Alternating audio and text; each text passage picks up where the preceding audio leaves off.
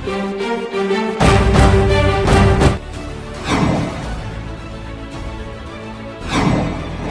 हिंद, सत श्री अकाल, आदाब। मेरा नाम है शादाब।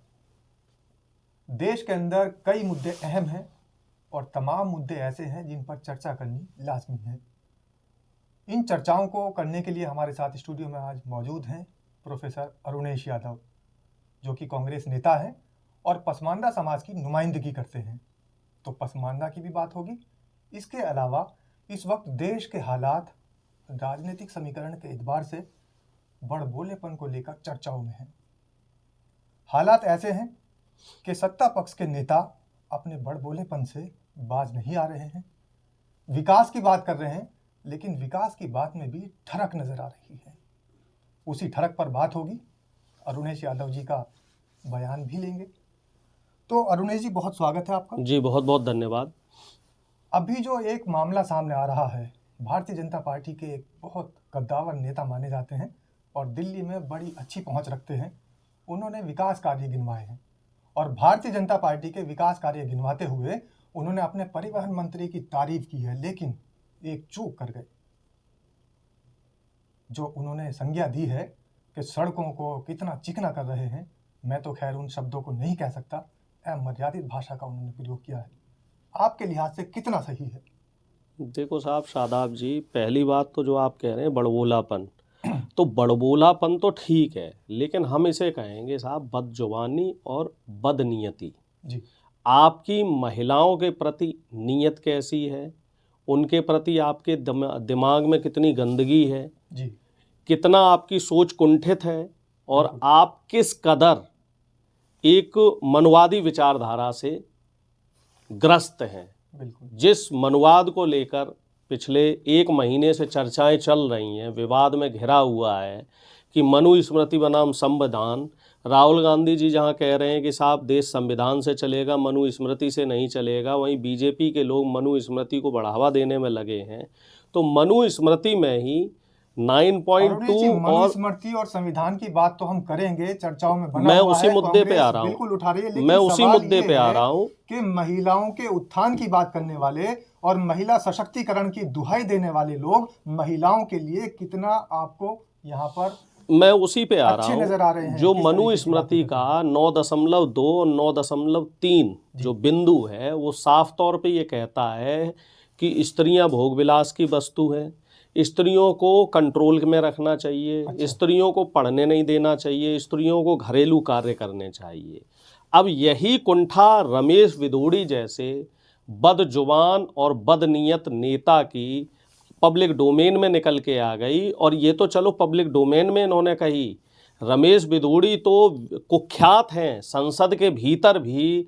कुंवर दानिश अली जो अमरोहा से सांसद हुआ करते थे और बड़े सभ्यशालीन नेता माने जाते रहे हैं, और जो प्रधानमंत्री देवे गौड़ा के निजी सचिव भी रहे हैं, उनके खिलाफ किस तरह के शब्दों का इस्तेमाल किया, उनको देशद्रोही बताया, उनको पता नहीं क्या क्या आतंकवादी तक बता दिया। और दुर्भाग्य की बात है कि उनके ऊपर कोई कार्रवाई नहीं हुई, सिर्फ उनका टिकट कटा और अब उनको फिर से विधायकी मैदान में लाया। और अब वो कह रहे हैं कि साहब सड़कें हम ऐसी कर देंगे मतलब जैसे प्रियंका गांधी जी के गाल है। जी। ऐसे लोगों पर जो बदजुबानी करते हैं और महिलाओं को भी नहीं छोड़ते हैं, और जो संसद में चुनकर जनता जिनको बनाती है, सांसद जो संसद के सदस्य हैं, हमेशा उन पर ही वार करते हैं। पिछली बार भी संसद के एक सदस्य पर उन्होंने वार किया था, बल्कि हालांकि उन्होंने जवाब में कहा था कि अगर मैं भी विदुर जी के जूता मार दूं तो फिर क्या होगा। इसी तरीके से संसद से नवनिर्वाचित चुनी हुई सदस्य जिनके लिए उन्होंने इस तरीके की बात की है, और गांधी परिवार का एक बड़ा चेहरा। हालांकि एक चीज और देख लीजिए, प्रियंका जी पे वो बड़बोलेपन में या बदनीयती से बात तो कह गए, लेकिन अब ट्वीट करके सार्वजनिक माफी भी मांग रहे हैं, क्योंकि बीजेपी आला कमान से इनको संदेश मिल गया होगा कि तुमने गलत नंबर डायल कर लिया है। और रमेश विदोड़ी के घर के बाहर महिला कांग्रेस की कार्यकर्ता पहुंच गई हैं, उनके पुतले फूंके जा रहे हैं, उनकी जो फोटो है उन पर जूतों की माला चढ़ाई जा रही है और उनकी फोटो को जूते से पीटा जा रहा है। और यहाँ तक कि दिल्ली कांग्रेस कमेटी ने ये भी कहा है कि अब किसी भी बदजुबान बदनीयती करने वाले नेता को छोड़ा नहीं जाएगा। अब इनके खिलाफ FIR होगी, FIR की जाएगी। ऐसे नेताओं को ऐसे छोड़ा नहीं जाएगा। देखिए, राजनीतिक विरोध अलग चीज है, हमारा मोदी जी की विचारधारा से विरोध है, अमित शाह की विचारधारा से विरोध है, हमारा विरोध स्मृति ईरानी से भी रहा। लेकिन स्मृति ईरानी का जब बंगला खाली हुआ तो हमारा नेता खास तौर से ये बोलता है, राहुल गांधी जी ने कहा था कि स्मृति ईरानी जी के खिलाफ कोई अभद्र टिप्पणी नहीं करेगा और उनका जो बंगला खाली हो रहा है तो कोई भी ट्रोल नहीं करेगा। तो ये तो हमारे गांधीवादी संस्कार है। और वहीं आप देखिए गोडसेवादी लोग किस तरीके से बहन बेटियों के खिलाफ छीटाकशी करते हैं, उनको गलत नज़रों से देखते हैं, उनको गंदी नज़रों से देखते हैं। और विपक्ष का कोई भी नेता होता है उसको आप देशद्रोही और आतंकवादी बताते हो।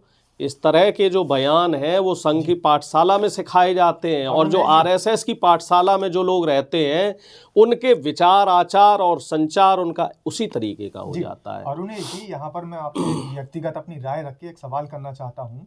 जिस तरीके से रमेश बिधूड़ी ने बयान दिया है और उन्होंने सीधे सीधे एक महिला और देश की ऐसी महिला और आपकी पार्टी की एक बढ़िया चेहरा और नवनिर्वाचित संसद सदस्य हैं, उनको जो इन्होंने कहा है, तो आपको नहीं लगता कि ये पहले से सुनियोजित तरीके से कहा गया हो? ये सब भटकाने से प्लानिंग है, कहा गया हो? ये पूरी प्लानिंग है। और दूसरी बात मैं बताऊं, प्रियंका गांधी जी को सिर्फ आप विपक्ष के नेता नहीं मान सकते। प्रियंका गांधी जी इस देश की बेटी हैं। वो एक ऐसे परिवार से ताल्लुक़ रखती हैं जिस परिवार के 3-3 लोगों ने देश के लिए शहादतें दी हैं। ऐसा परिवार जिसका इस देश के विकास में, इस देश की अर्थव्यवस्था को आगे चलाने में बड़ा योगदान रहा है। ऐसे परिवार की कोई महिला है, और बेटी तो बेटी होती है, चाहे वो मोदी जी के घर की बेटी हो, चाहे योगी जी के घर की बेटी हो, चाहे रमेश बिधूड़ी के घर की बेटी हो। हम अपने विपक्ष के किसी भी नेता की बेटी के खिलाफ कभी अभद्र टिप्पणी नहीं करते हैं। आपकी हमसे वैचारिक लड़ाई है तो आप हमसे वैचारिक तरीके से लड़िए।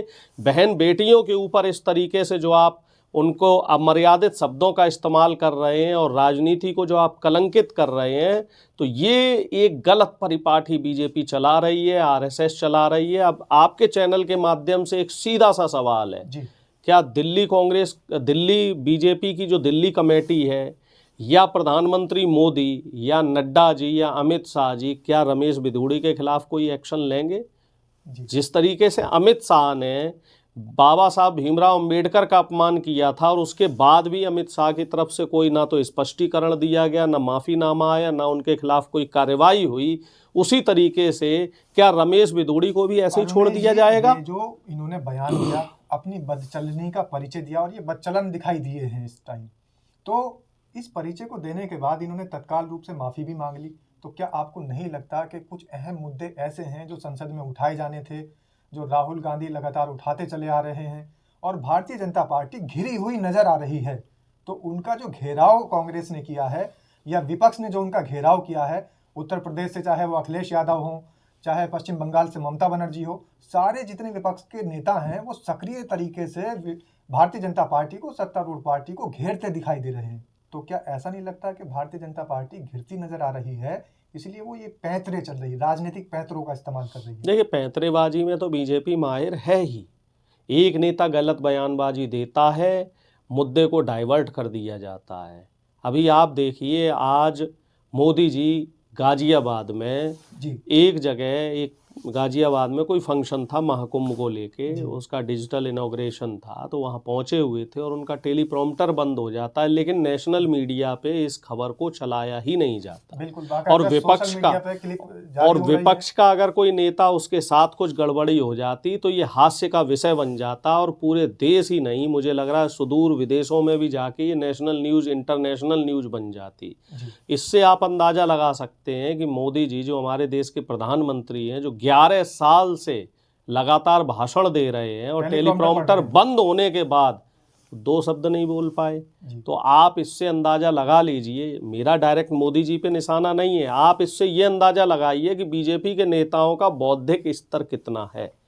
उनको सिर्फ सिखाया पढ़ाया जाता है, उनका अपना खुद का दिमाग का इस्तेमाल नहीं करते। टेलीप्रॉम्प्टर किसी का भी बंद हो सकता है, लेकिन हाँ, ये गौर करने वाली बात है ये बताओ, मीम्स बन जाते हैं। आपका टेलीप्रॉम्प्टर बंद हो जाएगा तो हेलो हाय कुछ तो 2-4 बातें तो आप कह सकते हैं। आप भी खबरें टेलीप्रॉम्प्टर देख के पढ़ते हैं। हम तो टेलीप्रॉम्प्टर से बात नहीं कर रहे हैं, डायरेक्टली आप नहीं, मान लीजिए कोई भी पत्रकार अगर टेलीप्रॉम्प्टर से खबर पढ़ता है, अगर वो बंद हो गया तो क्या वो खबर पढ़ना बंद कर देगा? अरुण जी, सवाल ये है कि देश का मुखिया अगर अगर देश की जनता को संबोधित कर रहा है और उनकी स्क्रिप्ट बीच में रुक जाती है तो वो दूसरी भी बात को कर सकते हैं। जो उनका टॉपिक टेलीप्रॉम्प्टर पर चल रहा था उसको उससे हटके भी दूसरी बातें कर सकते हैं। लेकिन उनकी वीडियो क्लिप भले ही मेन स्ट्रीम मीडिया नहीं दिखा रही है, लेकिन सोशल मीडिया पर मीम्स उनके भी बन रहे हैं, क्लिप जारी है और लोगों को पता लग रहा है कि आखिर देश के प्रधानमंत्री कितनी अक्ल रखते हैं।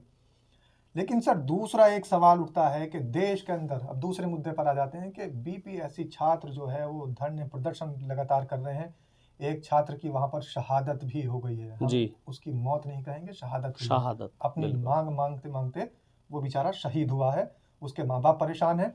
वहीं पर एक नेता प्रशांत किशोर धरना प्रदर्शन के अंदर बैठते हैं, दूसरी जगह बैठते हैं हालांकि, और उनकी वैनिटी वहां पर आ जाती है, तो उस पर भी सवालिया निशान खड़े हो रहे हैं और उन पर भी दुनिया भर के आरोप लग रहे हैं। कैसे देखते हैं आप?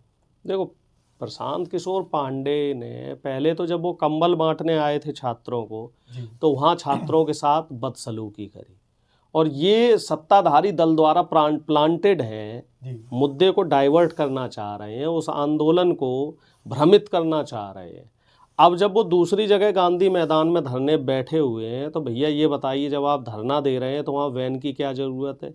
और जो वैन आई है वो वैन किस नंबर की है? पंजाब की वैन है, और वो किस कंपनी की, किसके नाम पे रजिस्टर्ड है? जी जानकारी करी है। देखो, पत्रकारों से कोई चीज़ नहीं छुपती, जानकारी करी गई तो वो साहब आप जान के अचंभित होंगे वो बीजेपी के नेताओं के नाम पे नाम पे रजिस्टर्ड वैन रजिस्टर्ड है। तो इसका साफ साफ ताल्लुक ऐसे लगता है कि बीजेपी द्वारा प्लांटेड है पीके पांडे। और प्रशांत किशोर पांडे कभी भी जी मोदी जी से सवाल करते हुए नजर नहीं आएंगे, सत्ताधारी दल की कमियां हमेशा निकालते हुए नजर नहीं आप आएंगे। सारी कड़ियां बीजेपी से क्यों जोड़ देते हैं रुनेश जी? अगर वो वैनिटी वैन वहां पकड़ी गई, वैनिटी वैन का नहीं, खुलासा हुआ, वो भी भारतीय जनता पार्टी की भेजी हुई थी आपकी नजर में? देखिए साहब, एक कहावत है, हाथ कंगन को आरसी क्या और पढ़े लिखे को फारसी क्या। शादाब जी, आप उस वैन का रजिस्ट्रेशन नंबर देखिए और उस रजिस्ट्रेशन नंबर को गूगल करके सर्च कर लीजिए। तमाम ऐसी साइटें हैं जो ओनर का नाम बता देंगी। जी ओनर का नाम देखिए, ओनर का नाम वो बीजेपी के बड़े नेता है कि हैं। कहीं भी अगर विरोध के सुर आते हैं तो उन विरोध के सुरों को दबाने के लिए कहीं ना कहीं राजनीति बीजेपी कर रही है। बीजेपी कर रही है। देखिए, वो विपक्ष का मुद्दा है, इंडिया गठबंधन का मुद्दा है। जी बिहार में बीपीएससी का जो परीक्षा होती है, परीक्षा लीक हो रहा है, उसको कह रहे हैं कि भैया इकट्ठा कराओ, आप अलग अलग परीक्षा क्यों करा रहे हो, पेपर लीक क्यों करा रहे हो। नीतीश जी इसमें घिरे हुए हैं, तमाम बीजेपी की डबल इंजन सरकार इसमें घिरी हुई है, विपक्ष हमलावर है। तो अब मुद्दे को डाइवर्ट करने के लिए इनकी पीके पांडे की जो है वो एंट्री करा दी गई, जिससे कि वाहवाही पीके पांडे लूट जाए। पीके पांडे अभी 2025 में चुनाव आने वाला है बिहार में, वहाँ वो निर्दलीय अपने अलग कैंडिडेट खड़े करेंगे, वो इंडिया गठबंधन के वोट काटने की कोशिश करेंगे, वोट कटुआ बन के निकल के आएंगे। लेकिन जनता तो समझती है सब कि पीके पांडे जी की जो फितरत है वो क्या है। हमेशा वो तेजस्वी जी पे हमलावर होते हैं। भैया अभी तेजस्वी जी सत्ता में हैं, राहुल जी अभी सत्ता में हैं। जब सत्ता में हो तब सवाल करना, आप नीतीश से सवाल करो, आप मोदी जी से सवाल करो। चलिए अरुणेश जी, आपने दोनों मुद्दों को बीजेपी पर लपेट दिया। आप तीसरा एक बड़ा मुद्दा आप ही के उत्तर प्रदेश से आ रहा है और भारतीय जनता पार्टी के एक विधायक चीख चीख के कह रहे हैं कि डेली 50,000 से ज़्यादा गायों को काटा जा रहा है और उसमें अधिकारी शामिल हैं। तो अधिकारी किसके हैं? कानून व्यवस्था किसकी है? उन्हीं की है, कानून व्यवस्था उन्हीं की है, योगी बाबा की है, डबल इंजन सरकार की है। और जो विधायक इस बात को कह रहे हैं वही विधायक, मैं नाम नहीं लेना चाहता हूँ, गाजियाबाद की एक विधानसभा के विधायक है, और वही विधायक पिछली बार योगी जी के खिलाफ धरने पे भी बैठे थे, विधानसभा के अंदर बैठे थे। और दुर्भाग्य की बात है कि इस खबर को नेशनल मीडिया ने नहीं दिखाया। आप जैसे कुछ लोगों ने उस खबर को दिखाया, खबरें चली, यूट्यूब पे खबरें आईं, सोशल मीडिया पे खबरें आईं, एक्स के माध्यम से खबरें फैलीं। अब कल से जो इनका वीडियो विधायक जी का वायरल हो रहा है, तो अब इसमें ज़रा पूछा जाए कि जो इतना बड़ा लेवल पे, लार्ज स्केल पे, करोड़ों अरबों रुपए का जो ये घोटाला हो रहा है, जो गौ माता को काटा जा रहा है, तो इसमें जो दोषी हैं अपराधी, उनके खिलाफ क्या कार्रवाई होगी, कौन कार्रवाई सुनिश्चित करेगा? क्या सीधे सीधे योगी आदित्यनाथ जी इसमें अपराधी होंगे, या जो मुख्य प्रशासनिक अधिकारी हैं वो भी इसमें लपेटे में आएंगे? या फिर सबसे मुख्य सवाल ये है कि क्या इस मामले को ठंडे बस्ते में डाल दिया जाएगा और बलि की बेदी पे विधायक जी को चढ़ा दिया जाएगा? सवाल कई है, लेकिन हमें ऐसा लग रहा है कि इसमें भी कुछ ना कुछ लीपापोती होगी। हालांकि बहुत सारा मामला सामने खुलकर आया है जब से ये वीडियो वायरल हुई है। नंदकिशोर गुर्जर विधायक हैं, भारतीय जनता पार्टी से हैं, और जब से उनका ये वीडियो वायरल हुआ है तब से सोशल मीडिया पर बहुत सारे एक्टिव लोग ये बता रहे हैं कि अल कबीर कंपनी के मालिक सतीश सब्बरवाल की भी जांच होनी चाहिए, उनको भी देखना चाहिए कि आखिर उनके कनेक्शन किन पार्टियों से हैं। बहुत सारे मुद्दों पर चर्चा हुई। अरुणेश यादव ने बेबाकी से अपनी बात को रखा, हालांकि रमेश बिदुड़ू की यहाँ पर बात बिल्कुल गलत है, और सोशल मीडिया पर एक बहुत बड़ा तबका जो कि अमन पसंद है वो इस बात को कह रहा है कि रमेश बिदुड़ी को इस तरीके से किसी भी महिला को नहीं बोलना चाहिए था। हालांकि लोग प्रियंका गांधी में इंदिरा की झलक देखते हैं और कांग्रेस नेता इसको बहुत ज़्यादा डीपली ले रहे हैं। विरोध प्रदर्शन के सुर लगातार जारी हैं। इस पर मैं एक ही बात कहूँगा, क्योंकि रमेश बिदुड़ी शायद भूल गए हैं कि उनके घर में भी बहन है, बेटी है, और भारतीय जनता पार्टी में भी महिला नेत्रियां हैं। तो तू इस पर मैं चंद लाइनें अरुणेश जी बोलना चाहता हूँ और अपनी बात को खत्म कर रहा हूँ कि ये आग अपना पराया नहीं देखती। आज जो रमेश बिदुड़ी बोल रहे हैं, उनके घर में बेटियां हैं और भाजपा में भी नेत्रियां। ये आग अपना पराया नहीं देखती, घर किसी और का जलाने की तू जिद छोड़ दे, खून नहाक बहाने की तू जिद छोड़ दे, और ये आग अपना पराया नहीं देखती, घर किसी और का जलाने की तू जिद। बिल्कुल बिल्कुल सही कहा, बिल्कुल सही कहा। बहुत बहुत धन्यवाद।